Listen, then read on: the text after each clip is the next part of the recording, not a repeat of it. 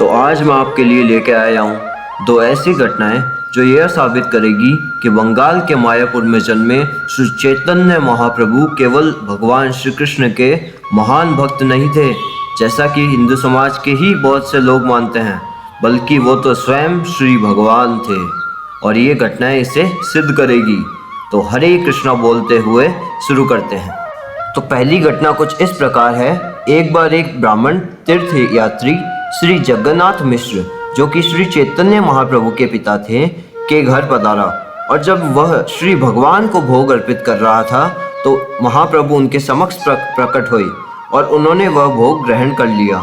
उस ब्राह्मण को समस्त भोजन फेंक कर फिर से भोग तैयार करना पड़ा, क्योंकि उसे बालक ने छू जो लिया था। अगली बार भी ऐसा ही हुआ और अब तीसरी बार भी ऐसा ही हुआ, तो बालक को पकड़कर सुला दिया गया। अर्धरात्रि के समय जब घर के सभी लोग सो गए थे तो उस ब्राह्मण ने अपने द्वारा तैयार किए गए उस विशिष्ट भोग को श्री विग्रह को अर्पित किया, लेकिन उस बाल भगवान ने पूर्ववत प्रकट होकर उस भोग को जूठा किया। तब वह ब्राह्मण रोने लगा, किंतु चूंकि घर के सारे लोग सोए थे अतः उसका रोना किसी ने नहीं सुना। उस समय बाल रूप भगवान उस भाग्यवान ब्राह्मण के समक्ष प्रकट हुए और भगवान श्री कृष्ण के रूप में अपना दर्शन दिया।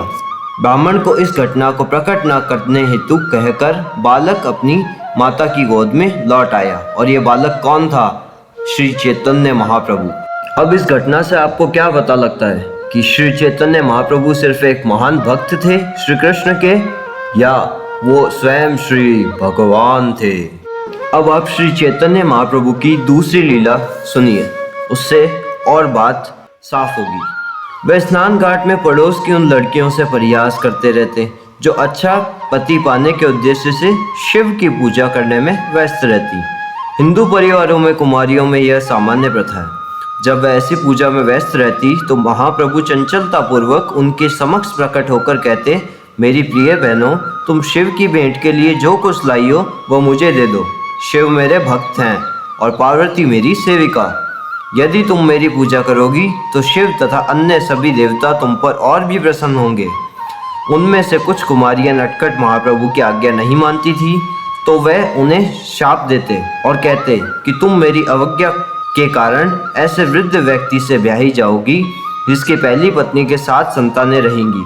भयवश और कभी कभी प्रेमवश ये कुमारियां उन्हें भी विविध सामग्रियां अर्पित करती और तब महाप्रभु उन्हें आशीष देते और आश्वस्त करते कि उन्हें सुंदर युवा पति प्राप्त होंगे और उन्हें दर्जनों संतानें होंगी।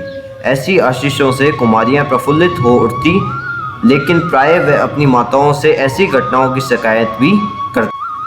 तो इस घटना के बाद आपको कुछ मानने में आ रहा है कि नहीं आ रहा है कि श्री चैतन्य महाप्रभु ही श्री भगवान हैं, या कुछ और कहानियाँ लानी पड़ेगी? तो आज के लिए बस इतना ही। इस वीडियो को लाइक करें, कमेंट करें, शेयर करें और चैतन्य महाप्रभु की असलियत को सबके सामने लाएं कि वो ही श्री भगवान हैं। तो तब तक के लिए बाय।